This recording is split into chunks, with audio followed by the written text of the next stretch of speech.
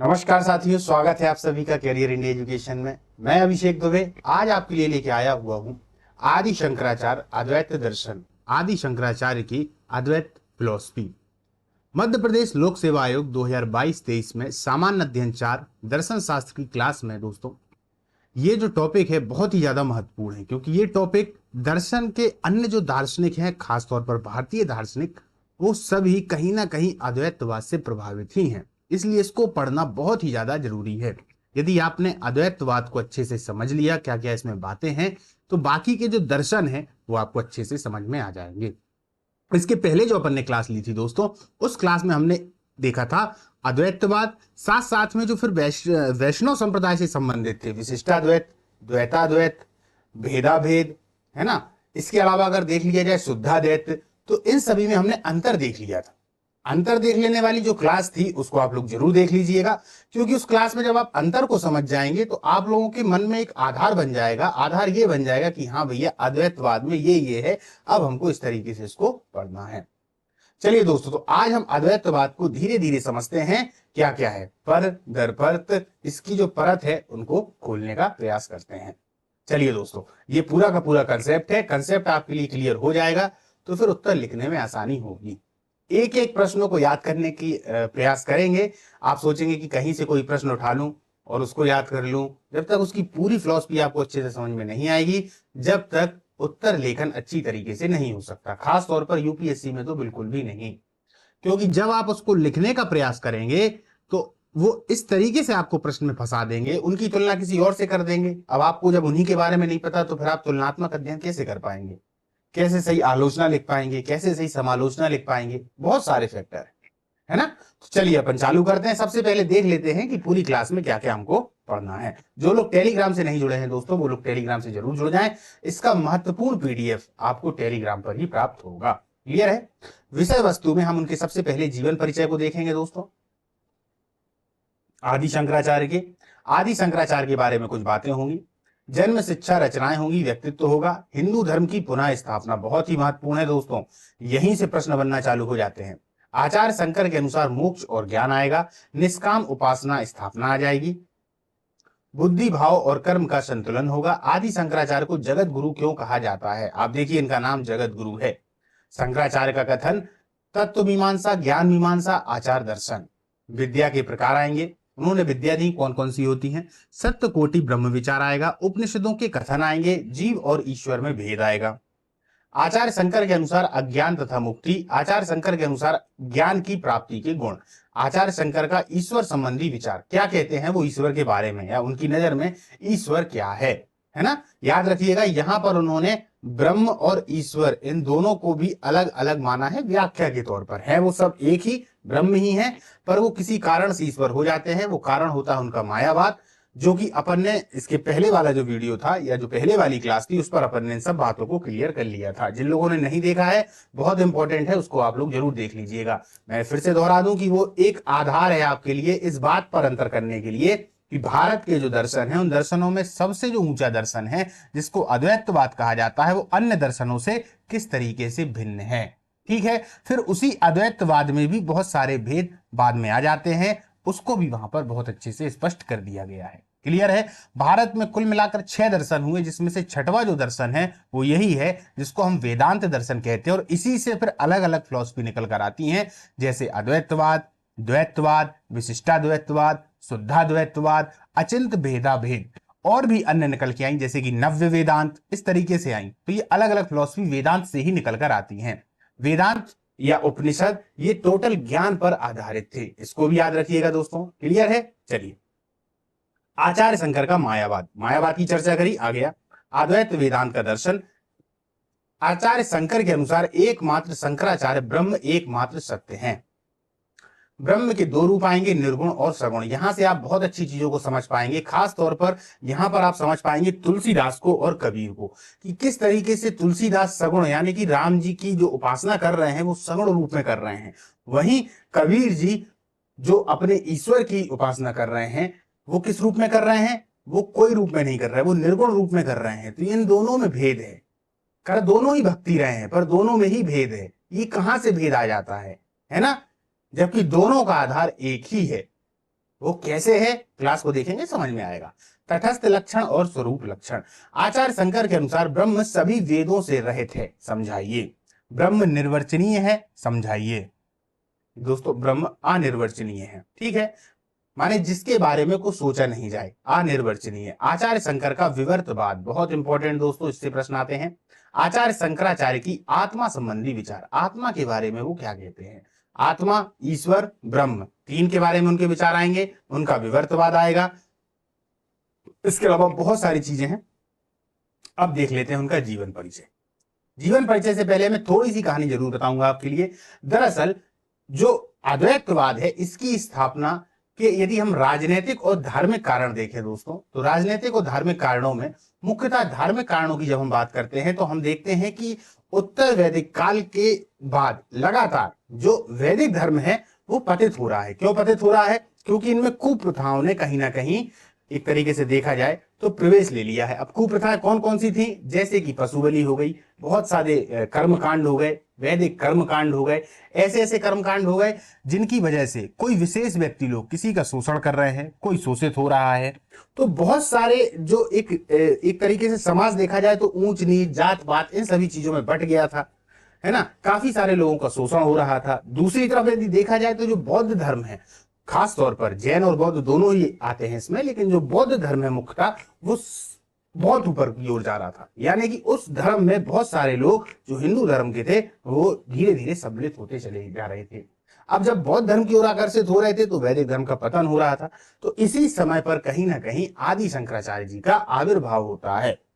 आदि शंकराचार्य जी का नाम अगर देखा जाए तो मूल नाम शंकर है। जब मैं पूरी क्लास पढ़ाऊंगा तो हो सकता है बीच बीच में शंकर नाम लूं, तो याद रखिएगा। बहुत सारे लोग ऐसा कहते हैं कि ये स्वयं शंकर जी के ही रूप थे। और आदि शंकराचार्य के बाद में जो एक और नाम आता है शंकर के रूप में, वो आता है विवेकानंद जी का, जिन्होंने नव्य वेदांत को चलाया। वो भी वेदांत है, वो भी अद्वैतवाद से ही संबंधित है, पर उसमें कुछ थोड़ा बहुत परिवर्तन कर दिया गया है। इन्हीं परिवर्तनों को आपको समझना है। ये परिवर्तन यदि आप लोगों ने समझ लिए तो गजब की आप आंसर राइटिंग करेंगे दोस्तों, उत्तर लेखन करेंगे। हम ये सब इसीलिए पढ़ रहे हैं ताकि हम इन चीजों को समझ पाए, एक दूसरे से कनेक्ट कर पाए कि उन्होंने कहा तो क्यों कहा। इसलिए कहा कि यार उस समय पर ऐसी ऐसी परिस्थितियां रही होंगी, इस वजह से उन्होंने उसकी एक अलग व्याख्या कर दी। कैसे? विवेकानंद ने अलग व्याख्या कर दी, डॉक्टर सर्वपल्ली राधाकृष्णन ने भी थोड़ा अलग हटके बता दिया, है ना। इसी तरीके से रविन्द्रनाथ टैगोर ने भी थोड़ा अपना बता दिया। तो सभी लोगों ने अपने अपने अलग अलग विचार इसमें प्रस्तुत किए। मूल विचार सभी लोगों का एक जैसा ही दिखाई देता है, पर कुछ विचार अलग है। वो कैसे अलग हो जाते हैं उस पर भी हम विचार करेंगे। चलिए, तो अब जीवन परिचय पे हम देख लेते हैं। जिस बात पे मैंने आपको बोला उस बात पर आप लोग जरूर गौर करिएगा। एक की तुलना दूसरे से करना। जब आप तुलना करना सीखते हैं तो तुलना में आप अपने दिमाग को चलाएंगे कि यार ये इनसे अलग कैसे हैं। जब आप तुलना करना सीखेंगे तो बहुत सारी चीजें अपने आप निकल कर आती जाती हैं। क्लियर है? तो इनका जो पूरा नाम है वो है आदि शंकराचार्य। जन्म हुआ था 788 ईस्वी में। अब ये 788 ईस्वी को आप लोग समझ लीजिए, ये भारत के इतिहास में एक तरीके से वो समय है कि जब कहीं ना कहीं मोहम्मद बिन कासिम का आक्रमण भारत पर हो गया है और मुस्लिम भी भारत में एक तरीके से आ चुके, ज्यादा मात्रा में नहीं आए हैं पर आ चुके हैं। कहां पर है? पूरब और पश्चिम वाले जो क्षेत्र है वहां पर है। दूसरी बात, इस समय पर जो बौद्ध धर्म है वो एकदम से ऊपर तो पहुंच चुका था, पर धीरे धीरे उसमें भी पतन होने लगा है। क्या होने लगा है? पतन होने लगा है। जैसे वज्रयान जैसी कुछ शाखाएं आ गई जहां जादू टोने, टोटके, मंत्र, ये सब ज्यादा प्रभाव में आ गए। जहां इसकी शुरुआत हीनयान से होती है, फिर उसके बाद महायान आ जाता है, वज्रयान जैसी शाखाएं आ जाती हैं। तो इनके जो विश्वविद्यालय हैं, खास तौर पर इनके जो मठ थे, वहां पर बहुत ही ज्यादा व्यभिचार होने लगा। अब जब व्यभिचार हो रहा है तो बौद्ध धर्म भी पतन की ओर आ रहा है। आप समझने का प्रयास करिएगा। शुरुआत में तो आगे बढ़ा और जो वैदिक धर्म है तो वो तो पतित हो ही चुका है। इसीलिए आदि शंकराचार्य जी ने अपना जो विचार है वो इसी समय पर, एक तरीके से कहा जाए यह शायद प्रकृति चाहती हो, इस समय पर उन्होंने अपना जो विचार है वो प्रस्तुत किया, एक फिलॉसफी दी, वही अद्वैतवाद है। अब देखते हैं इनका जो इनकी जो मृत्यु 820 ईस्वी में हुई है और मृत्यु स्थान था इनका केदारनाथ, उत्तराखंड। गुरु आचार्य गोविंद योगी इनके जो गुरु थे। दर्शन अगर देखा जाए तो अद्वैत वेदांत है, अद्वैतवाद का मूल ग्रंथ शारीरिक भाष्य। कर्म क्षेत्र देखे जाए तो ये दार्शनिक हैं, संत हैं, संस्कृत के साहित्यकार हैं। विशेष उपनिषदों, श्रीमद् भगवद गीता एवं ब्रह्म सूत्र पर भाष्य लिखा है। जैसे कि मैंने आपको शुरुआत में बताया था कि भाष्य का मतलब होता है कि जैसे कि जो मूल ग्रंथ हो गया भगवद गीता, अब भगवद गीता को पूरा पढ़ लिया, फिर उसका सार निकाल दिया, तो उसी को हम भाष्य भी कहते हैं। जैसे कि आपने नाम सुन रखा होगा लोकमान्य बाल गंगाधर तिलक, इन्होंने गीता रहस्य लिखी। तो पूरे भारत में अगर देखा जाए तो एक ही ऐसी गीता है जो प्रवृत्ति मार्ग को बताती है, बाकी जितनी भी गीताएं हैं वो निवृत्ति मार्ग को बताती हैं। एक तरीके से देखा जाए तो जिनने भी भाष्य लिखा उन्होंने निवृत्ति मार्ग को बताया, और इन्होंने जो बताया प्रवृत्ति मार्ग को। प्रश्न आता है क्या है प्रवृत्ति और निवृत्ति मार्ग? निवृत्ति मार्ग का मतलब होता है एक तरीके से सन्यासी हो जाना, और जो प्रवृत्ति मार्ग है उसका मतलब होता है कि गृहस्थ जीवन में रहते हुए, जीवन की कठिनाइयों से संघर्ष करते हुए अपने जीवन को एक तरीके से देखा जाए तो उसमें डाल देना, और निष्काम भाव से अपने कार्यों को करते हुए चले जाना। यह होता है प्रवृत्ति मार्ग। और निवृत्ति मार्ग होता है कि संसार को एक तरीके से अलग हटा दिया, घर को छोड़ दिया, सबको छोड़ दिया। तो बाकी जितनों ने भाष्य लिखे अधिकतम देखा जाए तो निवृत्ति मार्ग पर हैं, और इन्होंने जो लिखा वो प्रवृत्ति मार्ग पर है। तो इस तरीके से भाष्य और टीकाएं लिखी जाती थी। क्लियर? आगे चलते हैं। अब थोड़ा विशेष योगदान इनका देख लिया जाए। इन्होंने 4 पीठों की स्थापना की है। इन पीठों को याद रखिएगा।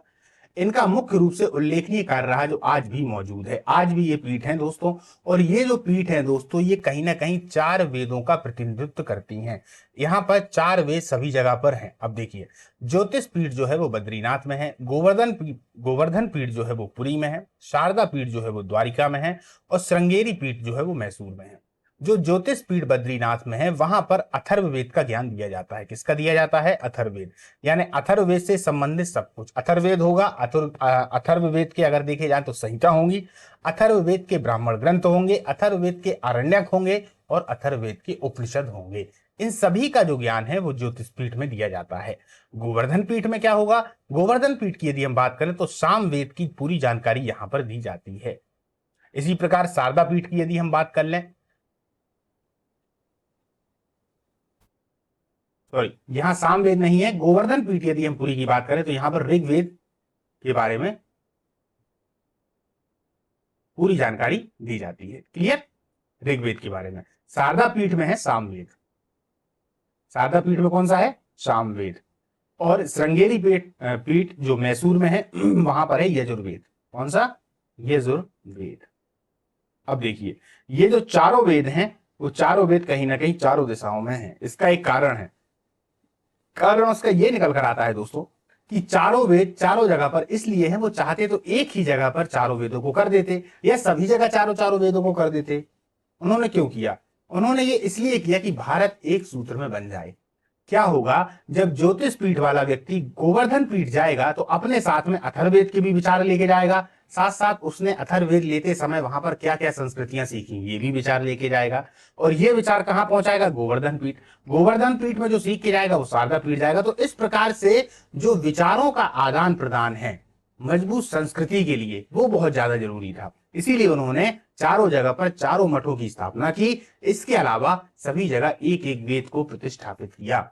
ये सभी के सभी आज भी हैं, और आध्यात्मिकता के, वेदांत के मामले में बहुत बड़े केंद्र माने जाते हैं। और यहाँ पर जो पीठाधीश होते हैं, मुख्य आचार्य होते हैं, उनके साथ में शंकराचार्य यानी आचार्य शब्द जुड़ा होता है। क्लियर? चलिए आगे चलते हैं। सत्ता देख ली जाए तो प्रतिभाषिक सत्ता, व्यवहारिक सत्ता, पारमार्थिक सत्ता। देखिए, इन्होंने 3 प्रकार की सत्ताओं की बात की है। एक प्रतिभाषिक सत्ता है, एक व्यवहारिक सत्ता है, एक पारमार्थिक सत्ता है। चलिए अपन आगे चर्चा करेंगे। हिंदू धार्मिक मान्यताओं के अनुसार इनको भगवान शंकर का अवतार माना जाता है। इन्होंने लगभग पूरे भारत की यात्रा की, और उनके जीवन का अधिकांश भाग उत्तर भारत में ही बीता। देखिए, दक्षिण भारत में है पर उत्तर भारत में आकर उन्होंने अपना पूरा कार्य किया। आदि शंकराचार्य का जन्म 788 ईसा पूर्व काल्डी केरल में हुआ था। अद्वैत वेदांत के प्रणेता का जीवन अधिकांश समय उत्तर भारत में व्यतीत हुआ। उनके द्वारा स्थापित अद्वैत वेदांत संप्रदाय 9वीं शताब्दी में काफी लोकप्रिय हुआ। उन्होंने प्राचीन भारतीय उपनिषदों के सिद्धांतों को पुनर्जीवन प्रदान करने का प्रयत्न किया है। उन्होंने ईश्वर को पूर्ण वास्तविक रूप में स्वीकार किया, साथ ही संसार को भ्रम या माया बताया। संसार को यहाँ पर भ्रम यानी धोखा और माया बताया। यहाँ माया से मतलब होता है कि जैसा हम संसार देख रहे हैं ये वास्तव में वैसा है नहीं, इसमें कुछ और ही है। हम इसको ऐसा शायद इसलिए देख रहे हैं क्योंकि हमारे अंदर अज्ञान है। वो अज्ञान क्या है? बहुत सारे अनुभव हमने पहले से ले रखे हैं, उन्हीं अनुभव के आधार पर हम संसार को देखते हैं, पर ये ऐसा है नहीं। फिर कौन है? यहाँ पर सब ब्रह्म है। उनके अनुसार अज्ञानी लोग ही ईश्वर को वास्तविक ना मानकर संसार को वास्तविक मानते हैं। अब यहां से एक चीज निकल कर आती है दोस्तों, ये मैं आपको बता दूं, इसको अद्वैत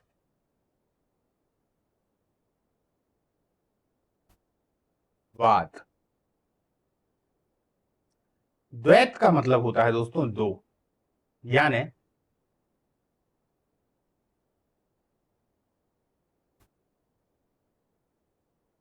ईश्वर और जीव। ईश्वर और जीव, ब्रह्म या आत्मन। आ का मतलब होता है नहीं। क्लियर? ईश्वर को हम ब्रह्म भी कह सकते हैं, तो यहां पर अपन ब्रह्म लिख देते हैं, अच्छे से समझ में आएगा। और जीव। और वाद का मतलब होता है दर्शन। सिर्फ इतने ही शब्द में सबको समझ में आ जाता है दोस्तों। नहीं है ईश्वर और जीव, लेकिन यहां तो शब्द आ गया अद्वैत, तो इसका मतलब है कि ये दो हमें दिखते हैं पर ये है एक ही, यानी क्या है? ब्रह्म है। मतलब कि जहां पर द्वैत नहीं है, आपस में एक तरीके से देखा जाए तो अंतर नहीं है। जहां द्वैत नहीं है वहीं अद्वैत है, यानी नहीं। पर चूंकि हमें देखने में लग रहे हैं, इसीलिए उन्होंने नाम दे दिया उसका अद्वैतवाद। एक और है द्वैतवाद। उसमें क्या होगा? उसमें ब्रह्म होंगे, उनकी एक सत्ता होगी, जीव होंगे, उनकी एक सत्ता होगी। वहां दो सत्ताएं आ जाती हैं। यहां पर दो सत्ताएं दिखती तो हैं पर वो होती नहीं है, तो इसलिए इसको अद्वैतवाद कहा जाता है। क्लियर? और वो क्यों क्यों हमें दो सत्ताएं दिखती हैं? माया के कारण। ठीक। अब देखिए यहां पर हमें अद्वैतवाद अच्छे से समझ में आ गया। इस शब्द का मतलब, पहले तो इस शब्द के मतलब को ही समझ लें, क्योंकि इसी शब्द पे पूरी जो अपनी आज की क्लास है वो खड़ी हुई है। बार बार ये शब्द आएगा, बार बार हमको ये समझना पड़ेगा, इसीलिए पहले ये चित्र मन में बना लें कि आ यानी नहीं, द्वैत यानी दो। दो हमें दिख तो रहे हैं पर वो दो है नहीं, वो दरअसल एक ही है। इसी का मतलब है अद्वैत। वाद का मतलब हो जाता है दर्शन। अब देखिए, ज्ञानी लोगों का मुख्य उद्देश्य अपने आप को भ्रम माया से मुक्त करना है एवं ईश्वर व ब्रह्म से तादात्म्य स्थापित करना होता है। जो ज्ञानी लोग हैं उनका मुख्य कार्य क्या है? उनका मुख्य कार्य है कि ये जो दो है ना, इनसे दूर जाना है। दूर जाने का मतलब है इनको जान लेना है, इनको समझ लेना है। किससे समझ में आएगा? ज्ञान से समझ में आएगा। मुख्य उद्देश्य उनका यही रहता है।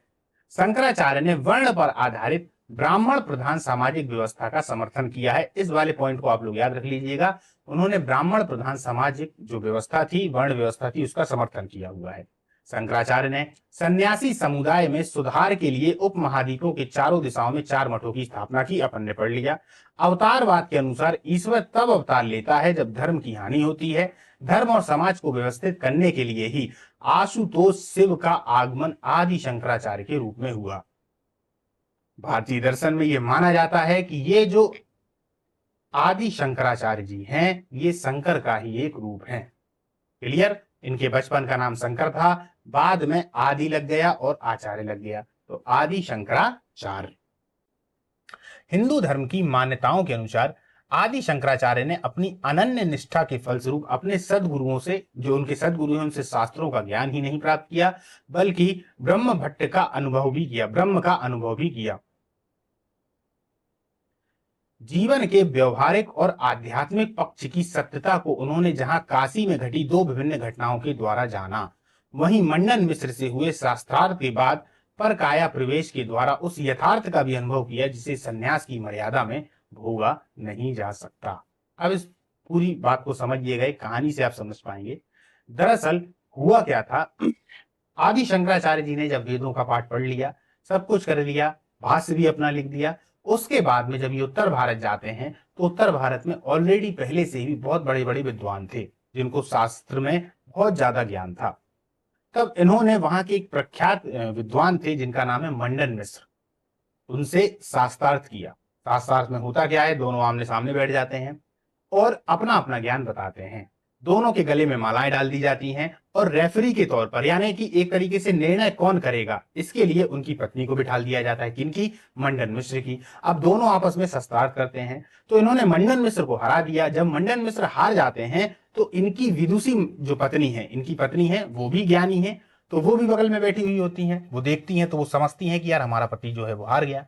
तो वो इनसे 5 प्रश्न पूछ लेती हैं, पर वो जो 5 प्रश्न होते हैं वो 5 प्रश्न होते हैं विवाह के उपरांत, यानी विवाह के बाद के वो प्रश्न हैं। अब चूंकि इनका तो विवाह हुआ नहीं था, आदि शंकराचार्य सन्यासी थे शुरुआत से, इन्होंने विवाह किया नहीं था, तो अब ये उस एक तरीके से देखा जाए, उस तरीके से देखा जाए तो ये उन सवालों के जवाब कैसे दे सकते हैं अब जिसने विवाह ही नहीं किया हो।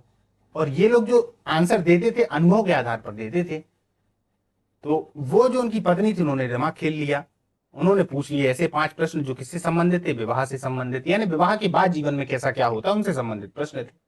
तो वो वहां पर हार जाते हैं। कहते हैं कि उन्होंने वहां पर तो हार मान ली, लेकिन दरअसल जो ज्ञानी व्यक्ति होते हैं वो हार मानने को तैयार नहीं होते। हार दिखती तो है कि ये हार गए, पर वो मानने को तैयार नहीं होते। फिर ये दक्षिण भारत जाते हैं। फिर एक अलग कहानी आती है कि इन्होंने किसी के शरीर में प्रवेश करके विवाह किया और विवाह के बाद के अनुभव को जाना और आने के बाद फिर उनको उसी शास्त्रार्थ में हरा दिया। इस तरीके की कहानी इसमें आती है। तो यही बात यहाँ पर लिखी गई है ना। अब देखिए अब होता क्या है, एक बात और, इन्होंने अपनी माँ से जब संकल्प लिया था जाने के लिए तो इनकी माँ ने मना किया कि बेटा मत जाओ, सन्यास की राह पर मत जाओ, पर ये माने नहीं। इन्होंने कहा कि नहीं माता, मुझे सन्यास ग्रहण करना है। चूंकि इनके जो पिताजी थे वो भी सन्यास ग्रहण नहीं कर पाए थे, क्योंकि उनके गुरु ने उनसे मना कर दिया था, तो वो भी सन्यास ग्रहण नहीं कर पाए थे। तो इन्होंने शादी से तो इनको करनी ही नहीं थी, इन्होंने सन्यास ग्रहण किया। पर इन्होंने अपनी माँ से वादा किया था कि मैं आपकी चिता को अग्नि देने आऊंगा। जबकि भारतीय परंपरा में जो व्यक्ति सन्यास ग्रहण कर लेता है तो फिर उसने सन्यास ग्रहण कर लिया, फिर अब उसका इस संसार से कोई मतलब नहीं, उसके घर में परिवार में कोई मरे जिए उसको इससे कोई लेना देना नहीं होता। तो इस तरीके की परंपराएं थी, लेकिन वो आते हैं और अपनी माँ की चिता को आग देते हैं। तो यही समझिएगा, यही कारण है कि कुछ बातों के बारे में पूर्वाग्रह दिखाते हुए भी लोक संग्रह के लिए आचार्य शंकर अध्यात्म की चरम स्थिति में किस तरह के बंधनों को स्वीकार नहीं करते, किसी तरह के बंधन को स्वीकार नहीं करते। उन्होंने अपनी माता के अंतिम चरण में पहुंचकर पुत्र होने का कर्तव्य का पालन किया, जो इस संदर्भ में अत्यंत महत्वपूर्ण है। ये दोनों की दोनों बातें जो यहाँ पर लिखी हुई हैं मैंने आपको कहानी से बता दी दोस्तों। उम्मीद है आप लोगों को दोनों ही बातें समझ में आ गई होंगी। अब आगे चलते हैं, आचार्य शंकर की थोड़ी रचनाएं देख लें और व्यक्तित्व देख लें। शंकराचार्य जी ने उपनिषदों, श्रीमद् भगवत गीता और ब्रह्म सूत्र पर भाष्य लिखे हुए हैं। इन तीनों को दोस्तों कहते हैं प्रस्थानत्रयी। जब भी आप शंकराचार्य को किसी विशेष बुक में पढ़ेंगे, किताब में पढ़ेंगे, तो आएगा कि प्रस्थानत्रयी पर इन्होंने भाष्य लिखे। या फिर कोई व्यक्ति ये बात कर दे कि उपनिषदों, श्रीमद् भगवत गीता और ब्रह्म सूत्र पर भाष्य लिखे, तो ये एक ही बात है, क्योंकि इन तीन का मतलब ही प्रस्थानत्रयी होता है। एक, ये दो भगवत गीता और ये तीन। अब ये है क्या क्या? श्रीमद् भगवत गीता को यदि आप लोग देखेंगे तो इसके बारे में तो जानते ही हैं। उपनिषदों को अगर देखा जाए तो ये वेदांत के एक तरीके से देखा जाए वेदों के अंतिम रूप है, जो कि ज्ञान का एकदम निचोड़ है। और जो ब्रह्म सूत्र है ये न्याय से संबंधित है, यानी तर्क पे बात करता है, किसी भी बात की तर्क पे। इसमें सूत्र ही सूत्र हैं श्लोक के रूप में, जो कि एक पूरा का पूरा सूत्र लिखा हुआ है। और इस सूत्र की व्याख्या लोग अलग अलग तरीके से अपने अपने विचार के अनुसार करते हैं, क्योंकि वो इतने गहन हैं, वो इतने मजबूत हैं कि उसकी बहुत सारी व्याख्याएं निकल जाती हैं। और वो किस पे आधारित होते हैं? न्याय पे, तर्क पे आधारित होते हैं। तो ये है ब्रह्म सूत्र। ये तीन चीजें हैं, इन्हीं तीनों को मिलाकर प्रस्थानत्रयी बनता है। और कहते हैं कि वेदांत के यही तीन आधार स्तंभ भी हैं। कहीं कोई पूछ ले या फिर प्रश्न आ जाए तो बता दीजिएगा कि वेदांत के तीन जो आधार हैं वो है उपनिषद, श्रीमद् भगवत गीता, ब्रह्म सूत्र। उपनिषद में भी मुख्यतः 11 उपनिषद ही हैं। टोटल यदि हम उपनिषदों की बात करें तो 108 हो जाते हैं, पर यहाँ पर उपनिषद जो प्रस्थानत्रयी के अंतर्गत आते हैं वो आते हैं तो 11 उपनिषद आते हैं। अब देखिए, हिंदू धर्म के प्रचार प्रसार एवं प्रगति में शंकराचार्य का अपूर्व योगदान रहा। उनके व्यक्तित्व में गुरु, दार्शनिक, समाज एवं धर्म सुधारक, विभिन्न मतों तथा संप्रदायों का समन्वय करता हुआ रूप दिखाई पड़ता है। समन्वय यानी एकता दिखाई पड़ेगी। सभी धर्मों में अगर देखा जाए तो एकता तरीके से जो एक होने की बात है वो दिखाई पड़ना चालू होती है, क्योंकि उन्होंने अगर बात ही करी तो देखिए अद्वैतवाद दो भी नहीं है, एक है। अभी वो दो क्या नहीं है? ब्रह्म और जीव, यानी कि जो आत्मा है वही परमात्मा है। ये दोनों अलग नहीं है। तो फिर अलग जैसे दिखते क्यों हैं? वो माया के कारण दिखते हैं। माया क्या है? माया दरअसल ब्रह्म की ही एक तरीके से शक्ति है। अब ब्रह्म की यदि ये शक्ति है तो फिर इसमें है क्या? तो इसका मतलब ये असत्य है? नहीं, तो ये असत्य नहीं है, ये जैसी है वैसी हमको दिखाई नहीं देती, सत असत है। इसीलिए शब्द आता है नेति नेति या सत असत, इसको सतासत भी कहा जाता है। अभी अपन देखेंगे, थोड़ा थोड़ा देखते जाइए, समझते जाइए, बहुत मजा आने वाला है दोस्तों। शंकराचार्य अपने समय के उत्कृष्ट विद्वान और दार्शनिक थे। इतिहास में उनका योगदान अद्वैत दर्शन के कारण अमर है। अद्वैत दर्शन का कोई काट नहीं है दोस्तों। इनके विचारों को कोई एक तरीके से देखा जाए, इन्होंने जो फिलॉसफी दी है, जो दर्शन दिया है, इनको कोई गलत साबित नहीं कर पाया। इनके आधार पर भारतीय दर्शनों ने अपने अपने विचार दिए, पर कोई गलत साबित नहीं कर पाता। एक बात और बता दूं, जिन लोगों ने पहले से इनको पढ़ रखा है वो लोग इस बात को अच्छे से समझ पाएंगे कि दरअसल ये जो अद्वैतवाद है, जहां पर एक ईश्वर की बात की जाती है, ये कहीं ना कहीं यदि आप गौर से देखेंगे तो इस्लाम के करीब भी नजर आता है, पर वहां पर ईश्वर की व्याख्या थोड़ी सी अलग है। पर एकेश्वरवाद जिस तरीके से वहां है, तो यहां भी एकेश्वरवाद की बात की जाती है। अब यहां पर जैसे एकेश्वरवाद की बात हो गई, इसी तरीके से अद्वैतवाद जो शून्यवाद है उससे भी बहुत ज्यादा सादृश्य रखता है। अब ये शून्यवाद क्या है? शून्यवाद दरअसल बौद्ध धर्म का एक तरीके से देखा जाए तो दर्शन है। बौद्ध धर्म दो भागों में बटा था, हीनयान महायान में। तो जो महायान है उसी शाखा में एक बहुत महान आचार्य हुए जिनका नाम है नागार्जुन। उन नागार्जुन ने एक बुक दी जिसका नाम है माध्यमिका सूत्र। उस माध्यमिका सूत्र में उन्होंने एक सिद्धांत दिया जिसको कहते हैं चतुष्कोटि। उस चतुष्कोटि सिद्धांत के अंतर्गत ही उन्होंने बताया कि किस तरीके से पूरा संसार जो है वो शून्य है। वो चार बातें करते हैं और चार बातों में ही सभी जो भी सामने वस्तु दिखेगी, प्रत्यक्ष वस्तु दिखेगी, अप्रत्यक्ष होगी, जो भी कुछ होगा उसको शून्य शून्य शून्य शून्य साबित करते जाते हैं। अंत में कुछ नहीं बचता, शून्य बचता है। तो जब वो निर्वाण की बात करते हैं, मोक्ष की बात करते हैं, क्योंकि हम जानते हैं कि बौद्ध धर्म में जो परम लक्ष्य है वो है निर्वाण मोक्ष, यानी कि चेतना का बुझ जाना। अब जब चेतना बुझ गई और बुझ जाने के बाद में मोक्ष मिल गया, तो मोक्ष जो है वो अनिर्वचनीय है, उसको बताया नहीं जा सकता, कहा नहीं जा सकता, अनुभव का विषय है। तो वो भी एक तरीके से शून्यवाद हो गया, जिसको हम बोल नहीं पा रहे, बता नहीं पा रहे, समझा नहीं पा रहे, बस अनुभव हो गया। क्योंकि जीते जी भी मोक्ष मिलता है ना, तो वही है। तो अब वहां पर क्या हो गया? शून्यवाद। तो उसी तरीके से यहां जो ये ब्रह्म की परिकल्पना करते हैं वो भी एक तरीके से क्या है? शून्यवाद। यदि ये बात कही जाए, अब जो आप लोगों के प्रश्न मन में उठ रहे थे उस प्रश्न का उत्तर आपको मिल गया है। प्रश्न ये है कि आदि शंकराचार्य को प्रच्छन्न बौद्ध क्यों कहा जाता है? प्रच्छन्न का मतलब होता है छिपा हुआ रूप। इनको बौद्ध क्यों कहा जा रहा है? छिपे हुए रूप में। इनको बौद्ध इसीलिए कहा जा रहा है क्योंकि इनका जो दर्शन है, जहां पर ब्रह्म की बात है, ब्रह्म के लिए जो इन्होंने विचार दिए हैं वही शून्यवाद में भी हैं। दोनों ही अनिर्वचनीय हैं, इसीलिए इनको प्रच्छन्न बौद्ध कहा जाता है। बहुत सारे ऐसे व्यक्ति हैं जो ये कह देते हैं कि जो नागार्जुन का माध्यमिका सूत्र है वो प्रच्छन्न वैदिक है, या इनको प्रच्छन्न वैदिक क्यों नहीं कहा जाए? खाली आदि शंकराचार्य को प्रच्छन्न बौद्ध क्यों कह रहे हैं? इनको भी कह दिया जाए, क्योंकि इनकी जो बातें हैं वो भी उनसे ली गई हैं, इनसे शंकराचार्य से ली गई हैं, या एक तरीके से उपनिषदों से ली गई हैं। तो दोनों ही एक दूसरे का विरोध करते हुए नजर हमको आते हैं। विरोध करते हुए नजर नहीं आते, इनके बारे में जिन्होंने दर्शन देखा, जिन्होंने फिलॉसफी देखी, वो लोग इस तरीके के विचार करते हैं। बाकी उन्होंने तो अपने अपने दर्शन दिए, पर अंतिम रूप से कहां पहुंच रहे हैं उसको देखने का प्रयास करिए। ठीक है, चलिए आगे चलते हैं। अब आप लोगों को समझ में आया कि प्रश्न कहां से उठता है। एक तो प्रच्छन्न बौद्ध, यानी बौद्ध धर्म से इनकी तुलना की जाती है, तो यहां से प्रश्न उठता है, तो यहां से आप आंसर को लिख लेंगे। अब देखिए, गोविंद योगी से उन्हें परमहंस की उपाधि प्राप्त हुई थी। परमहंस का मतलब क्या होता है? एक ऐसा हंस, हंस का मुख्य कार्य क्या होता है? यदि हंस का जो मुख्य गुण है उसके सामने यदि आप दूध रख देंगे तो दूध को पी जाता है, पानी पानी छोड़ देता है। परमहंस इससे भी बड़े ऊपर हैं, जो ज्ञान को ले ले, व्यर्थ की बातों को छोड़ दे, जिसमें ज्ञान ही ज्ञान है, व्यर्थ तो कुछ है ही नहीं, अज्ञान तो है ही नहीं, सिर्फ ज्ञान ही ज्ञान है, वही परमहंस है। इसी प्रकार स्वामी विवेकानंद के जो गुरु थे उनका भी नाम क्या था? परमहंस था। तो परमहंस का नाम ये है, या उनके जो नाम का मतलब है। कुछ विद्वान शंकराचार्य पर बौद्ध शून्यवाद का प्रभाव देखते हैं तथा उन्हें प्रच्छन्न बौद्ध की संज्ञा देते हैं। क्लियर है? इस बात को याद रखिएगा। ये जो मैंने अभी आपको बात बताई, इसका विश्लेषण अभी मैंने पीछे कर दिया। यदि आप लोगों ने शून्यवाद नहीं समझा होगा तो आप लोगों को ये थोड़ा दिक्कत दे सकता है दोस्तों, पर जब हम शून्यवाद पर आएंगे तो उस पर विशेष चर्चा करेंगे।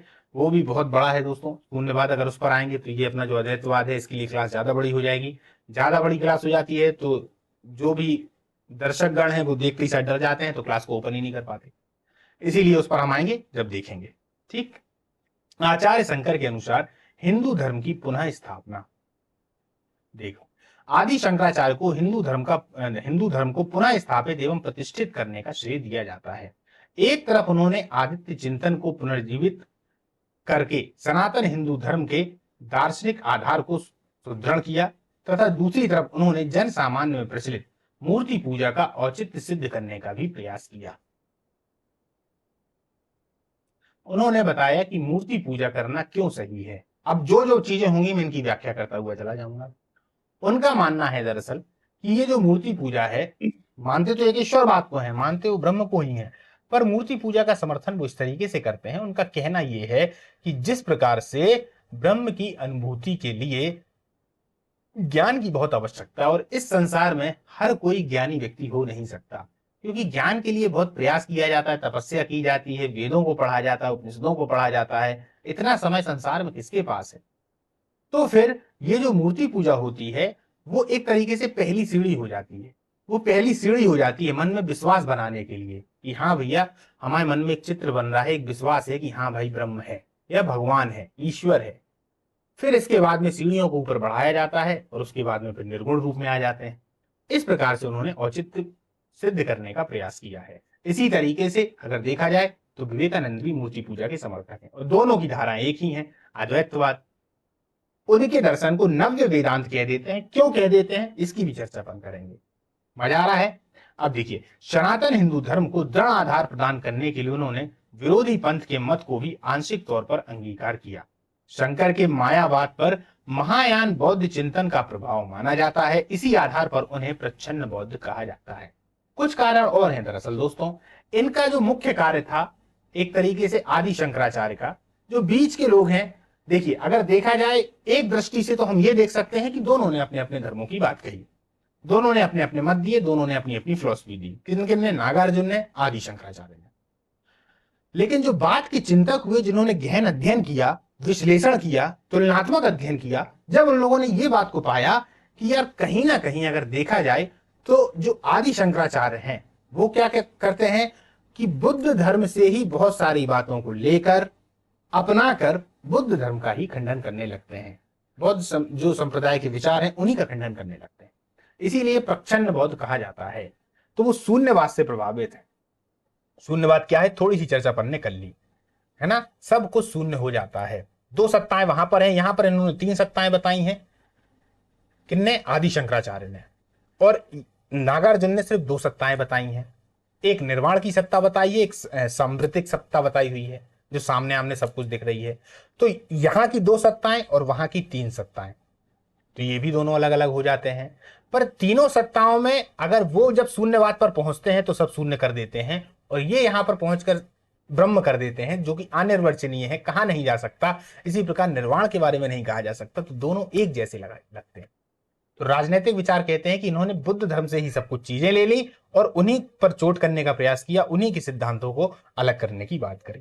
ठीक, आगे चलते हैं। आचार्य शंकर के अनुसार मोक्ष और ज्ञान, इनके अनुसार मोक्ष और ज्ञान क्या है? आचार्य शंकर जीवन में धर्म अर्थ काम को निरर्थक मानते हैं। विज्ञान को आदत की परम साधना मानते हैं, क्योंकि ज्ञान समस्त कर्मों को जलाकर भस्म कर देता है। सृष्टि का विवेचन करते समय इसकी उत्पत्ति कैसे होती है वह इसका मूल कारण ब्रह्म को मानते हैं। वह इसका मूल कारण किसको मानते हैं? ब्रह्म को मानते हैं। वह ब्रह्म अपनी माया शक्ति के सहयोग से इस सृष्टि का निर्माण करता है, ऐसी उनकी धारणा है। लेकिन यहां यह नहीं भूलना चाहिए कि शक्ति और शक्तिमान एक ही है, दोनों में कोई अंतर नहीं। शक्ति और शक्तिमान, जो ब्रह्म है वही सृष्टि है। ये याद रखिएगा अद्वैतवाद में, जो ब्रह्म है वही सृष्टि है, वही जीव है, वही ईश्वर है, सभी में ब्रह्म है। तो फिर बचा क्या? कुछ नहीं, ब्रह्म बचा। और इसी को जो व्यक्ति जान लेता है वही ज्ञानी हो जाता है। पर इनको जानने का एक रास्ता है।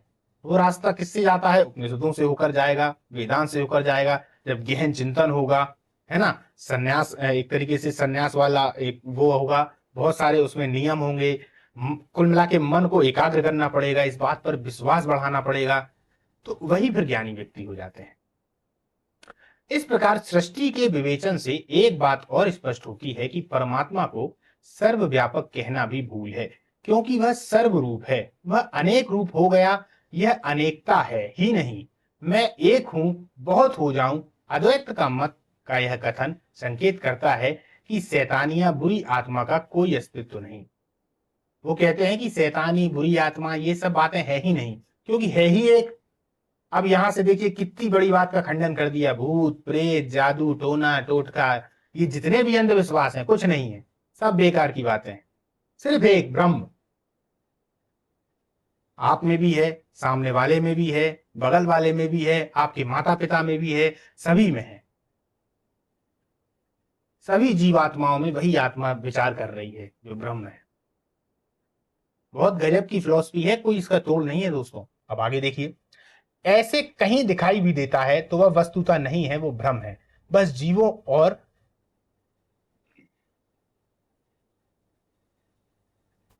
अज्ञान का। क्लियर। इन्होंने एक शब्द दिया था ब्रह्मोब नापरा, इनका पूरा एक श्लोक है, उस श्लोक को देखेंगे अभी अपन।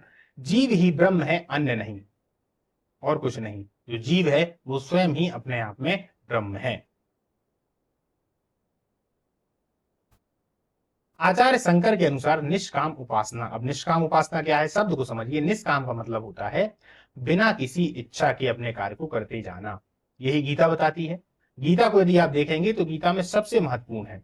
गीता जो ओरिजिनल गीता है वो कभी भी इस बात पे नहीं कहती कि भैया जाके सन्यासी हो जाए। नहीं नहीं नहीं, अर्जुन से कहां कह रहे हैं श्री कृष्ण। श्री कृष्ण तो अर्जुन से बोल रहे हैं तू इच्छा क्यों ऐसी सोच, तू ऐसा क्यों सोच रहा है कि ये तू कर रहा है। ये सोचना कि ये सब तो हो चुका है, ये सब मैं कर रहा हूं, तू तो निमित्त मात्र है। इच्छा छोड़, काम कर। कर्म प्रधान है, इच्छा नहीं होनी चाहिए। इच्छा का मतलब यहां से फल से होता है, यानी फल की आकांक्षा ना हो और कार्य हो, तो फिर वो कार्य क्या होंगे, ईश्वर के लिए समर्पित हो जाते हैं। वो कर्म बंधनों में नहीं बनते। जैसे कि मैंने कोई इच्छा करी कि यार मैं, मुझे ये होगा तो मैं, मुझे फिर वो फल मिल जाएगा उसका, तो ये जो फल की इच्छा होगी यही कर्म बंधन है, और ये फिर बाद में एक तरीके से दुख का कारण बनते हैं। तो जो भी परिस्थिति आपके सामने आ रही है, जो भी जैसा भी आ रहा है, उसको निष्काम भाव से करते हुए चलिए।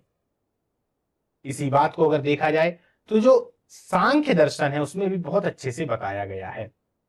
सांख्य दर्शन में भी अगर देखा जाए तो इस बात को इतने अच्छे से बताया गया है कि जो भी कार्य आप कर रहे हैं वो परमात्मा के लिए समर्पित कर दीजिए, क्योंकि अब जो आप कार्य परमात्मा के लिए करेंगे उसमें त्रुटि होना संभव नहीं।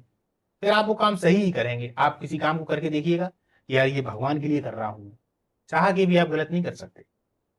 अब देखिए, ऐसे में बंधन और मुक्ति जैसे शब्द भी खेल मात्र हैं। विचारों से ही व्यक्ति बनता है, उसी के द्वारा मुक्त होता है। भाव रूप से मुक्त होने का एकमात्र उपाय है विचार, उसी के लिए निष्काम कर्म और निष्काम उपासना को आचार्य शंकर ने साधना बताया है। निष्काम होने का अर्थ है कि संसार की वस्तुओं की कामना न करना, क्योंकि जो शारीरिक मांग तो प्रारब्धता से पूरी होगी और मनोवैज्ञानिक चाह की कोई सीमा नहीं है। क्या मन की कोई सीमा है? मन तो भैया कह देगा कि अभी एक घर ले लिया है, अभी एक घर और ले लीजिए, अब तो महल ले लेते हैं। तो मन तो मानने वाला नहीं है। तो मनोवैज्ञानिक जो चाहे वो कभी कम नहीं होती। इसी सत्य को जानकर अपने कर्तव्य का पालन करना तथा ईश्वरीय सत्ता के प्रति समर्पण का भाव आलस्य प्रमाद से उठकर चित्त को निश्चल बना देगा, इसी में ज्ञान टिकेगा।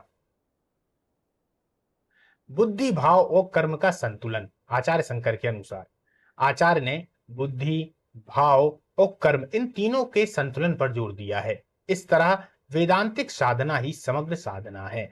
कभी कभी लगता है कि आचार्य शंकर परंपरावादी हैं, लेकिन वास्तविकता ऐसी नहीं है। परंपरावादी का मतलब आप समझ रहे हैं, जैसा पुराने व्यक्तियों ने कहा है वैसे ही क्या आचार्य शंकर भी कह रहे हैं? नहीं, हम जब गहराई पर जाते हैं तब समझ में आएगा। उनकी छोटी छोटी लेकिन महत्वपूर्ण रचनाओं से इस बात का स्पष्ट संगीत मिलता है कि परंपरा का निर्वाह करते हुए भी उनका लक्ष्य सत्य प्रतिपादन करना है। परंपरा का तो वो निर्वाह कर ही रहे हैं। यानी जो वैदिक परंपराएं हमारी चल रही थी, इसमें ऐसा देखने में आपको भी देखकर लग रहा होगा कि यार जो पुरानी चीजें थी वही की वही तो चलती आ रही हैं अभी तक। अभी तक जहां तक मैंने बताया तो बहुत सारी ऐसी चीजें थी ना जो पहले चलती आ रही थी तो अभी अभी चलती आ रही हैं। तो ऐसा देखने में लगता है क्या वो परंपरावादी हैं? ऐसा नहीं है, उनका जो लक्ष्य है वो लक्ष्य को भी पूरा करते हैं, परंपराओं को भी निभाते हैं। प्रश्नोत्तरी में कहे इस श्लोक से संकेत मिलता है, समझिए। पशुओं में भी पशु वह है जो धर्म को जानने के बाद भी उसका आचरण नहीं करता, और जिसने शास्त्रों का अध्ययन किया है फिर भी उसे आत्मबोध नहीं हुआ है। इस प्रकार भज गोविंदम में बाहरी रूप स्वरूप को ना करते हुए भी कहते हैं कि जो संसार को देखता है उसने अपना पेट भरने के लिए तरह तरह के वस्त्र धारण किए हुए हैं। अब देखते हैं व्यवहारिक सत्य। जीवन के परम सत्य को व्यवहारिक सत्य के साथ जोड़ने के कारण ही अपेक्षा अनुभूति के बाद आचार्य शंकर मौन बैठकर उसका आनंद नहीं लेते, बल्कि समूचे भारतवर्ष में घूम घूम कर उसके रूप स्वरूप को निखारने में तात्पर होते हैं, मानो त्याग वैराग्य और निवृत्ति के मुक्त रूप हो, लेकिन प्रवृत्ति की पराकाष्ठा है उनमें श्री रामकृष्ण की तरह। अब इस बात को हम समझते हैं। ये जो व्यवहारिक सत्य है, दरअसल उन्होंने 3 सत्ताएं बताई हैं। एक होती है पारमार्थिक सत्ता जो परमार्थ की है, एक होती है व्यवहारिक सत्ता जो हम व्यवहार में लाते हैं जब हम संसार को देखते हैं, है ना, और एक और सत्ता होती है जिसको कहते हैं प्रतिभाषिक सत्ता। इस सत्ता को बोलते हैं वो जब व्यक्ति सो जाता है तो सोते समय हम जो सपना देखते हैं, दरअसल वो सपना हमको सही लगता है कि नहीं? आप देखिए, जब आपने कोई सपना देखा होगा तो आपको लगता है कि हाँ रियल में कोई मेरे को मारने आ रहा है और उसने मुझे मार ही दिया। कभी कभार आप मर जाते हैं कि नहीं? और आप जैसे ही उठते हैं तो आप देखते हैं अरे यार ये तो सपना था। पर आपके अंदर की जो चेतना है, चेतना तो वही रही, जो आत्मा थी वो आत्मा तो वही रही। तो आत्मा उस समय भी लेटी हुई है, तो वो सपना जो आपके मन में आया वो मिथ्या था। इसी तरीके से फिर इसके ऊपर आ जाता है व्यवहारिक सत्य, और व्यवहारिक सत्य के बाद आ जाता है पारमार्थिक सत्य। इन तीनों को अपन अभी आगे पढ़ेंगे दोस्तों, पर यहां पर उसी व्यवहारिक सत्य की उन्होंने बात की। अब समझते हैं फिर से। जीवन के परम सत्य को व्यवहारिक सत्य के साथ जोड़ने के कारण ही अपेक्षा अनुभूति के बाद आचार्य शंकर मौन बैठकर उसका आनंद नहीं लेते। मतलब कि वो व्यवहारिक सत्ता के साथ जोड़ देते हैं, ये जानते भी हैं कि ये व्यवहारिक सत्ता है, सत्य नहीं है, मिथ्या ही है, माया है। यानी जो व्यवहारिक सत्य है वो भी माया है, अंतिम रूप से तो परमार्थिक सत्ता ही सत्य है। तो वो ऐसा नहीं है कि आराम से बैठ जाएं आनंद ले रहे हो, नहीं नहीं, वो पूरे भारतवर्ष में घूमते हैं और जो उनका स्वरूप है ब्रह्म वाला उसको निखारने में तात्पर होते हैं। मानो त्याग भी है उनके अंदर, वैराग्य भी है, निवृत्ति के मुक्त रूप हो। देखने में कैसे लग रहे हैं? त्याग है, वैराग्य है, निवृत्ति है, लेकिन प्रवृत्ति की भी पराकाष्ठा है। अभी मैंने आपको इसीलिए निवृत्ति और प्रवृत्ति शुरुआत में बता दिया था ताकि इस वाले सेंटेंस को आप लोग अच्छे से समझ जाएं। यानी देखने में सन्यासी लग रहे हैं, वैरागी लग रहे हैं, निवृत्ति, पर उनका काम पूरा का पूरा प्रवृत्ति मार्ग का है। क्लियर है कि पराकाष्ठा है उनमें श्री राम, श्री और कृष्ण की तरह ही है। जैसे श्री राम रहे, श्री कृष्ण रहे, मानव का रूप लिया उन्होंने और मानव के रूप में रहकर जैसे कृष्ण ने लीलाएं करी, रामकृष्ण जी ने विवाह किया, सीता जी से विवाह किया, जंगल गए, एक आदर्श राज्य प्रस्तुत किया, है ना, स्वयं आदर्श राम बनकर उभरे। इस तरीके से ऐसा नहीं है कि उनको जो ज्ञान हो गया तो उन्होंने वो गए तो वो सन्यासी ही बन गए। ज्ञान की यहां प्रमुखता हमको दिखाई देती है, पर सिर्फ अकेले ज्ञान के लिए ही सब कुछ कर दिया हो तो ऐसा नहीं है। उन्होंने सभी के लिए किया और ये चीजें सभी को प्राप्त हो सके, तभी तो उनका इतना नाम है। अब 4 पीठ की जो उन्होंने स्थापना कर दी तो ऐसे ही हो जाएगी क्या हिमालय पर जाके? उसके लिए भी तो उन्होंने प्रयास किए होंगे। तो यहां से ये सेंटेंस समझ में आया। आगे चलते हैं। आचार्य जगत गुरु एक महान व्यक्तित्व शंकराचार्य, 4 मठों की स्थापना, दशनाम संन्यास को सुव्यवस्थित रूप देना। अब देखिए, उन्होंने 4 मठों की स्थापना की, दशनाम संन्यास। एक चीज और जोड़ लेना दोस्तों, दंडी संप्रदाय। दंडी संप्रदाय और एक था नाथ संप्रदाय। नाथ संप्रदाय। दंडी संप्रदाय या दंडी स्वामी भी बोलते थे। दंडी यहीं लिख देता हूं, दंडी स्वामी। ये क्या था? दंडी संप्रदाय या दंडी स्वामी उन्होंने चलाया। दंडी, सबसे पहले तो इसको देखते हैं, 4 मठों की स्थापना की, फिर उन्होंने 10 नाम या 10 नामी परंपरा चलाई। 10 नामी परंपरा में 10 प्रकार के सन्यास दिए जाते थे। 10 प्रकार के सन्यास दे देने के बाद में उनके नाम क्रमशः इस तरीके से होते थे, जैसे वन सन्यास हो गया, नदी सन्यास हो गया, समुद्र सन्यास हो गया। इन सब का ये मतलब था कि जो सन्यासी व्यक्ति हो गए हैं, जिनमें ज्ञान आ गया है, अब वो अपने अपने स्थान पर जाकर अन्य बाकी लोगों को ज्ञान दें। तो ज्ञान देने की ये जो परंपरा थी वो थी 10 नामी संप्रदायों की। क्लियर है? 10 नामी व्यवस्था थी। फिर उन्होंने 2 चीजें और चलाई। दंडी स्वामी। दंडी स्वामी में वे व्यक्ति आते थे जो ज्ञान को सुरक्षित रखते थे, कंठस्थ किए हुए रहते थे, अपने पास में रखते थे और उनकी देखभाल करते थे, पुस्तकों के रूप में भी करते थे, पर उनको ज्ञान रहा करता था और सभी जगह जाते थे। एक था उनका नाथ संप्रदाय। ये इनकी सैनिक व्यवस्था थी। क्या थी? सैनिक व्यवस्था। भैया इसमें क्या होता था? ये वो सैनिक व्यवस्था थी कि जो लोग काफी मात्रा में धर्मांतरण करा रहे हैं, दूसरे संप्रदाय के लोग आ गए हैं, वो कहीं ना कहीं अत्याचार कर रहे हैं, शोषण कर रहे हैं, तो ये एक सैनिक थे जो कि रक्षा किया करते थे। आज भी आप लोग नाथ संप्रदाय वालों को देखते होंगे, है ना, बहुत सारे नाथ संप्रदाय वाले लोग रहते हैं, अक्सर त्रिशूल वगैरह लिए रहते हैं, है ना, ये वही संप्रदाय से संबंधित थे। क्लियर है? तो इन्हीं से ये सब निकल के आए हुए हैं। अब देखिए, 4 मठों की स्थापना, दशनामी, दांडी स्वामी और नाथ संप्रदाय को सुव्यवस्थित रूप देना, सगुण निर्गुण का भेद मिटाना। उन्होंने सगुण निर्गुण का सीधा भेद ही मिटा दिया। हरिहर निष्ठा की स्थापना, ये कार्य ही उन्हें जगत गुरु के पद पर प्रतिष्ठित करते हैं। सगुण निर्गुण का भेद मिटा दिया। स्वामी विवेकानंद, स्वामी राम तीर्थ जैसे युवा सन्यासियों ने विदेशों में जाकर जिस वेदांत का घोष किया वह शंकर ही तो था। जब इसी वेदांत की चर्चा स्वामी विवेकानंद करते हैं शिकागो में, शिकागो धर्म सम्मेलन में, तब उस समय पर आदमियों के पास प्रश्न नहीं बचे थे। आदमी कहते भैया इस व्यक्ति से प्रश्न पूछना गलत है, अगर प्रश्न पूछ लेंगे तो हमको ही गलत साबित कर देगा। तो लोग प्रश्न तक नहीं पूछ पा रहे थे। भारत को इस लेवल पे ले आके खड़ा कर दिया था विवेकानंद जी ने। किसके मामले में? अध्यात्म और धर्म के मामले में बहुत ऊंचा खड़ा कर दिया था। वो कैसे किया था? इसी वेदांत को पढ़कर ही किया था। इन्हीं शंकराचार्य को पढ़कर ही किया था। अद्वैतवाद की संप्रदा से ही निकल कर आया है नव्य वेदांतवाद। अब देखिए, जगत गुरु कहलाना केवल उस परंपरा का निर्वाह करना और स्वयं को स्वरूप में प्रतिष्ठित करना बिल्कुल अलग अलग बातें हैं। आज भारत को ऐसे महान व्यक्तित्व की आवश्यकता है जिसमें योगी, कवि, भक्त, कर्मनिष्ठ और शास्त्रीय ज्ञान के साथ ही जन कल्याण की भावना हो, जो सत्य के लिए सर्वस्व त्याग करने को उद्यत हो। दोस्तों आपको बता दूं, 32 वर्ष की उम्र में ही ये समाप्त हो गए हैं। 32 वर्ष की उम्र का मतलब आप समझ रहे हैं? ये बहुत कम उम्र होती है। इतनी उम्र में इतना ज्यादा ज्ञान दे देना, इतना ज्यादा प्रतिष्ठित कर देना, ये कोई साधारण मानव का कार्य नहीं हो सकता। इसीलिए इनको शंकर जी का ही रूप कहा जाता है। कोई साधारण व्यक्ति ऐसा कर सकता है? सोचिए, चारों वेदों का ज्ञान हो गया 8 वर्ष की उम्र में, 12 वर्ष की उम्र में पूरे शास्त्रों का ज्ञान हो गया, 16 वर्ष की उम्र क्या होती है यार? 16 वर्ष की उम्र में उन्होंने भाष्य लिख दिए, टीकाएं लिख दी ब्रह्म सूत्र पर, श्रीमद् भगवत गीता पर, उपनिषदों पर, इन पर उन्होंने टीकाएं लिख दी। बहुत बड़ी बात होती है। शंकराचार्य जी का कथन, शंकराचार्य जी का कथन है कि अद्वैत दर्शन की परंपरा अत्यंत प्राचीन है। ऐसा नहीं है कि उन्होंने अद्वैत दर्शन दिया, ये बहुत पहले से है वेदांत में और उपनिषदों की शिक्षा पर ही अवलंबित है। अवलंबित का मतलब है कि उसी पर आधारित है। अद्वैत दर्शन के 3 पहलू हैं। एक होगा भैया उसका तत्व मीमांसा, ज्ञान मीमांसा और आचार्य दर्शन। इनका अलग अलग विकास शंकराचार्य के बाद के वेदांतियों ने किया। तत्व मीमांसा की दृष्टि से अद्वैतवाद का अर्थ है कि सभी प्रकार के द्वैत या भेद का निषेध। अंतिम तत्व ब्रह्म एक है और उसमें स्वगत, स्वजातीय, विजातीय किसी प्रकार का भेद नहीं, भेद रहित है। यह होगी तत्व मीमांसा।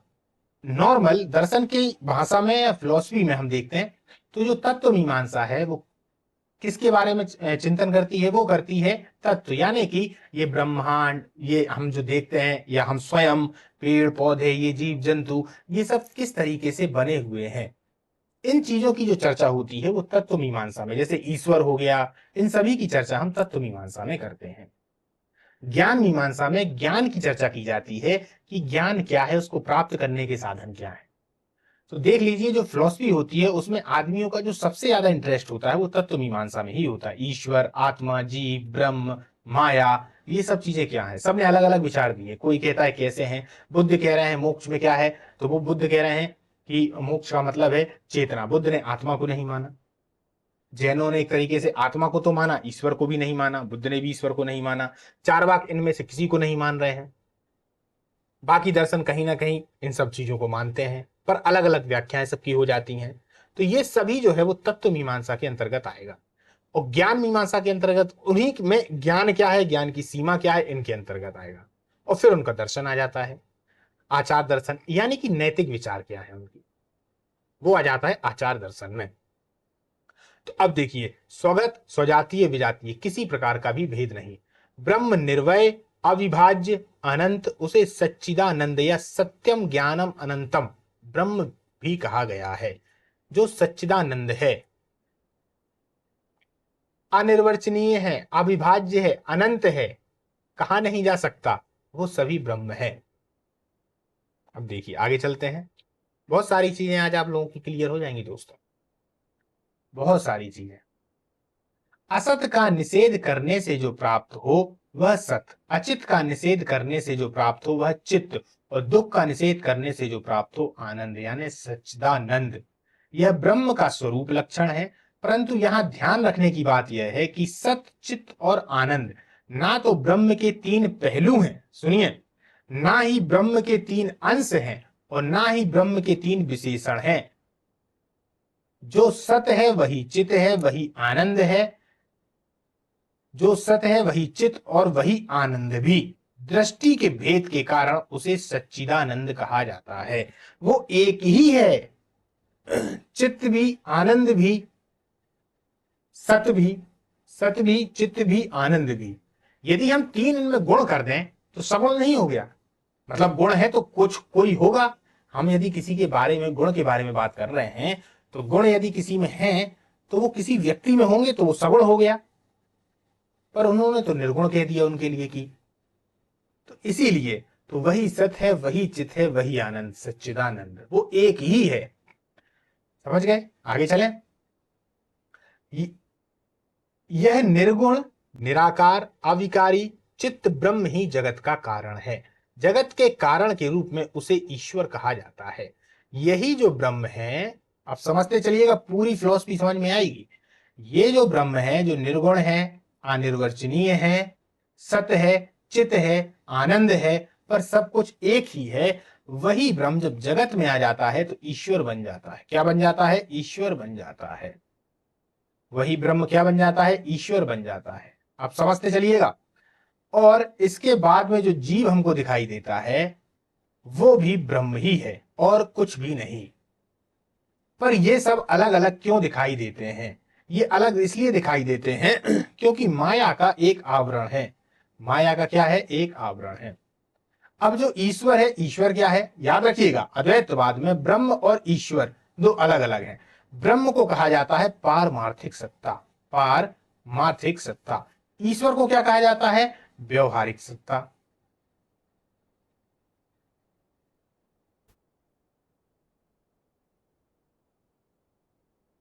अब समझिए, पारमार्थिक सत्ता, व्यवहारिक सत्ता, और एक होती है प्रतिभाषिक सत्ता। प्रतिभाषिक सत्ता में आएगा जो हम सपने देखते हैं।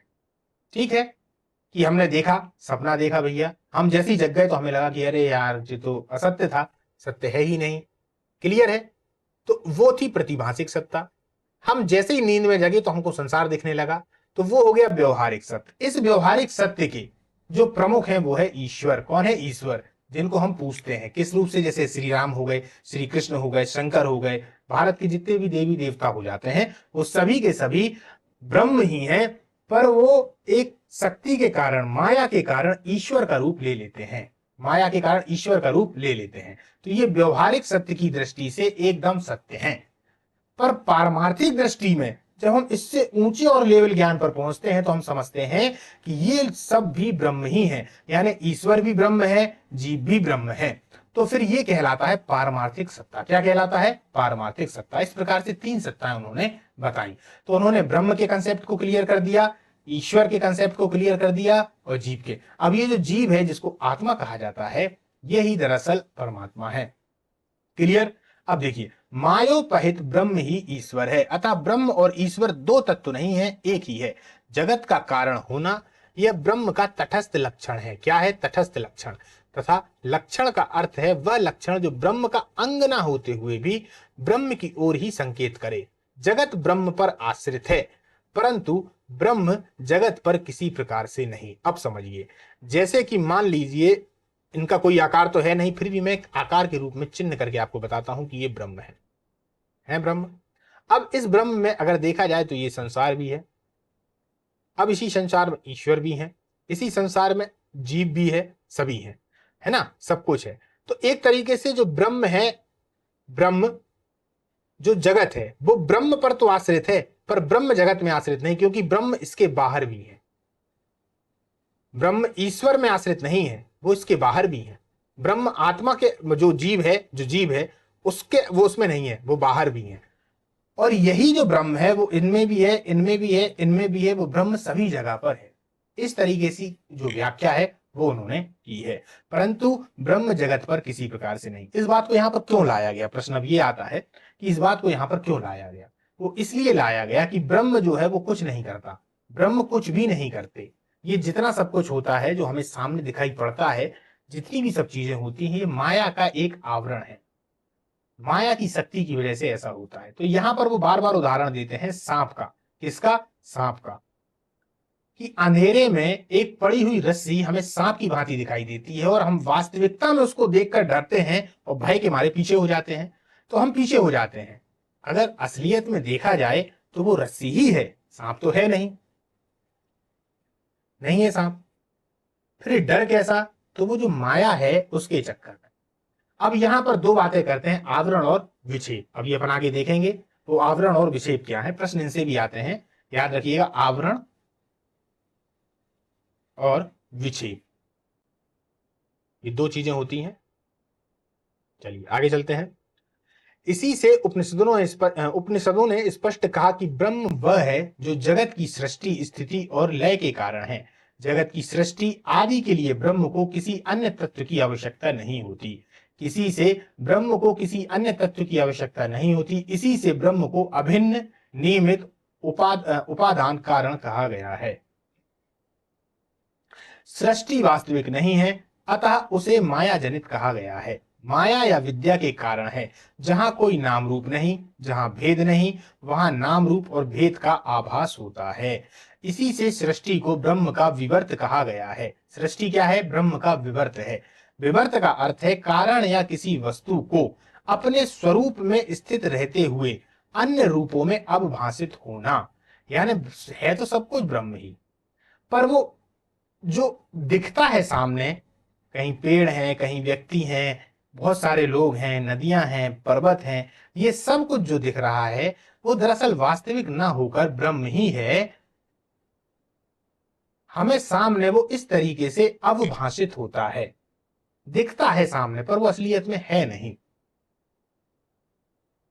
और फिर जो परिवर्तन होगा, परिवर्तन देखिए, जो प्रकृति है परिवर्तन के नियम पर चलती है, जो परिवर्तन होता है वो भी वास्तविक नहीं, आभास मात्र ही है। आचार्य शंकर के अनुसार विद्या के प्रकार। अब वो क्यों दिखता है, उसके पीछे विद्या काम करेगी। कैसी? ज्ञान और अज्ञान। तो वो विद्या के प्रकार बताते हैं। ब्रह्म की सृष्टि का कारण खानने से यह मालूम पड़ता है, खोजने से यह मालूम पड़ सकता है कि ब्रह्म की सत्ता कार्य कारण अनुमान के आधार पर सिद्ध की गई है, परंतु यह बात नहीं है। ब्रह्म जगत का कारण है। यह ज्ञान हमको श्रुति से होता है। श्रुति का मतलब क्या है? यहाँ श्रुति का मतलब होता है जो पुराने ग्रंथ हैं, एक तरीके से देखा जाए जो पुरानी बातें हैं उन्हीं को श्रुति कहा जाता है। वेदों को, उपनिषदों को, इन सभी को श्रुति कहा जाता है। अतः ब्रह्म के विषय में श्रुति ही प्रमाण है, किंतु इसका यह अर्थ नहीं कि तर्क के लिए कोई स्थान नहीं। श्रुत्यानुकूल तर्क वेदांत को मान्य है। स्वतंत्र रूप से ब्रह्म ज्ञान कराने का सामर्थ्य तर्क में नहीं है। वो कहते हैं कि जो तर्क होते हैं उनमें ये ज्ञान नहीं है कि वो ब्रह्म का ज्ञान करा दें, क्योंकि ब्रह्म दरअसल निर्गुण है। इसी से तर्क और श्रुति में विरोध भी हो सकता है। दोनों के क्षेत्र पृथक पृथक हैं, अलग अलग हैं। श्रुति और प्रत्यक्ष का विच्छेद अलग अलग होने के कारण उनमें विरोध नहीं हो सकता। श्रुति पर तत्व विषयक है और प्रत्यक्ष अपराध तत्व। इसी से विद्या भी परा और अपरा दो प्रकार की मानी गई है। इन्होंने दो प्रकार की विद्या को माना है। कौन कौन सी, ऊपर देखते हैं। एक है परा विद्या और एक है अपरा विद्या।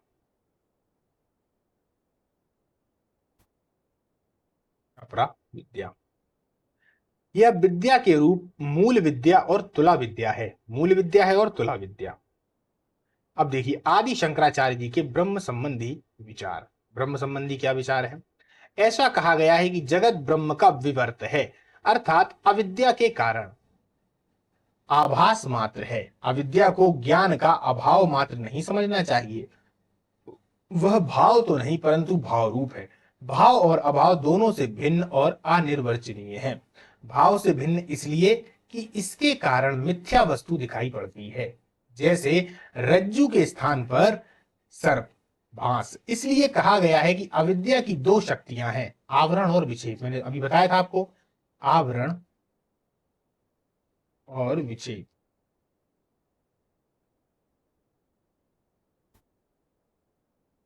विक्षेप शक्ति मिथ्या सर्प का सृजन करती है और आवरण शक्ति सर्प के द्वारा रज्जु का आगमन करती है। इसी के रज्जु अज्ञान की अवस्था में सर्ववत दिखाई पड़ता है। इसी प्रकार ब्रह्म भी अज्ञान के कारण जगतवत दिखाई पड़ता है। अतः वेदांत में तीन सत्ताओं को स्वीकार किया गया है। वही आ गई दोस्तों, प्रतिभाषिक सत्ता, व्यवहारिक सत्ता और पारमार्थिक सत्ता।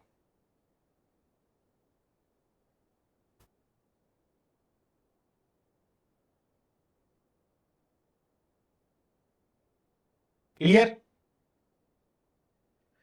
प्रतिभाषिक सत्ता जो हमारे साधारण भ्रम की स्थिति में आभाभाषित होती हो, रस्सी के ज्ञान से बाधित होता है। व्यवहारिक सत्ता जो मिथ्या तो है परंतु जब तक ब्रह्म ज्ञान नहीं हो जाता तब तक सत्य प्रतीत होता है और ज्ञान के हो जाने पर बाधित हो जाता है। ब्रह्म सत्ता यानी पारमार्थिक, जिसे पारमार्थिक कहा जाता है, इसका कभी भी ज्ञान नहीं होता, यह नित्य है। ब्रह्म ज्ञान होने से जगत का बोध हो जाता है और मुक्ति प्राप्त हो जाती है। अब समझिए, प्रतिभाषिक सत्ता क्या है। वही सपने वाली जो सत्ता बताई थी, यही भ्रम की स्थिति होती है एक तरीके से, है ना। व्यवहारिक सत्ता जो है तो मिथ्या, हम जानते हैं कि जो हमें सामने दिख रहा है वो भी मिथ्या ही है, पर व्यवहारिक रूप से वो सत्य नजर आती है, व्यवहारिक रूप से उसको सत्य भी मानते हैं। फिर वही पारमार्थिक सत्ता, पर अंदर उसमें सभी में एक तरीके से ब्रह्म है। और ब्रह्म सत्ता परमार्थिक जिस पर पारमार्थिक कहा जाता है, इसका कभी भी ज्ञान नहीं होता, यह नित्य है। ब्रह्म ज्ञान होने से जगत का बोध हो जाता है और मुक्ति प्राप्त हो जाती है। जीव वास्तव में ब्रह्म ही है, दूसरा कुछ नहीं। शरीर धारण करने के कारण यह भिन्न भिन्न सा प्रतीत होता है, वो दरअसल ब्रह्म ही है। यानी सब कुछ आप जो भी देख रहे हो अपने नजरों में, वो सभी ब्रह्म है। और हर एक चीज को, हर एक बात को, अपने हर एक विचार को वो किस तरीके से तर्कों के माध्यम से प्रस्तुत करते हुए चले जा रहे हैं आदि शंकराचार्य, आप देख रहे हैं। आप देखिएगा उनके जितने भी ग्रंथ हैं या जहां पर भी उन्होंने बातें की हैं, वो संवाद के तौर पर की हैं। यानी पहले वो स्वयं बताएंगे, फिर उसी में से प्रश्न उठा देंगे, फिर प्रश्न का उत्तर भी देंगे। ये जो शैली है ये ज्यादा अच्छे से समझ में इसलिए आ जाती है दोस्तों, क्योंकि वो जो प्रश्न उठा रहे हैं वही प्रश्न आपके मन में भी उठ जाते हैं तुरंत, और उनका आपको आंसर भी तुरंत मिल जाता है। इसीलिए ये ज्यादा अच्छे से समझ में आने लगता है। पर जब हम एक बार दो बार इसको पढ़ते हैं तो बहुत सारी चीजें हमारे दिमाग में अच्छे से नहीं आ पाती। खास तौर पर जो नए व्यक्ति होंगे या नए विद्यार्थी होंगे, नए स्टूडेंट, उनके लिए तो ये समस्या दे सकता है। इसलिए दे सकता है समस्या कि बहुत सारे ऐसे शब्द हैं जो उन्होंने पहले नहीं पढ़ रखे होंगे। अब जब पहले नहीं पढ़ रखे होंगे तो निश्चित तौर पर जब हम पहली बार किसी चीज को करते हैं तो मन हमारा एक्सेप्ट नहीं करता, स्वीकार करने को तैयार नहीं होता। क्या है, परिवर्तन मन को पसंद नहीं, और जो प्रकृति है वो परिवर्तन के सिद्धांत पर चलती है। तो मन को परिवर्तन, उसको जो वो पुरानी उसके पास चीजें हैं वो उन्हीं पर ध्यान देता है, उन्हीं से तुलनाएं करता रहता है। इसीलिए जब हम एक बार देखेंगे, दो बार देखेंगे, तीन बार देखेंगे या इनको पढ़ेंगे तो धीरे धीरे चीजें समझ में आती जाएंगी। चलिए दोस्तों, अद्वैत की बात के बारे में जितनी बातें थी वो आज अपन ने यहाँ पर कर ली हैं। अब इसके बाद में अपन दूसरी क्लास में देखेंगे, यहीं से अपन इस क्लास को फिर से चालू करेंगे। वो अपनी अद्वैतवाद की अपनी दूसरी क्लास आएगी। नमस्कार, मिलते हैं अगली क्लास में।